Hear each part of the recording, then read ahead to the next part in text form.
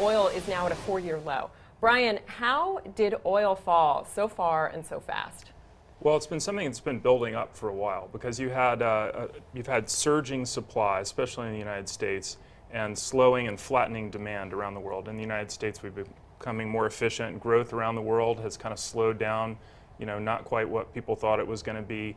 You saw oil production in the United States for 20 years, starting in the early 80s, dropping, and now it's just rocketed up because of the oil shale revolution in the United States. So the United States is going past 9 million barrels a day of production, and it's just flooded the market with oil. And I think it's dropped. It's not surprising that it dropped. It's surprising that it dropped as quickly, as sharply as it did.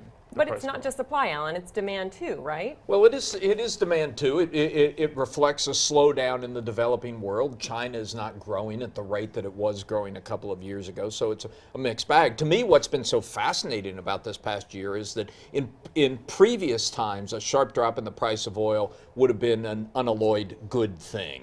We all get gas more cheaply. That's great. But because of the shale revolution, the explosion in U.S. production, we're now a much bigger producer of oil, and the companies that produce that oil are a huge part of the U.S. stock market. It's been a mixed bag. It has clobbered the stock market even as we get to drive with lower prices at the pump. And what's your take on, are we looking at sub $60 oil for all of 2015, or do you think it could bounce back?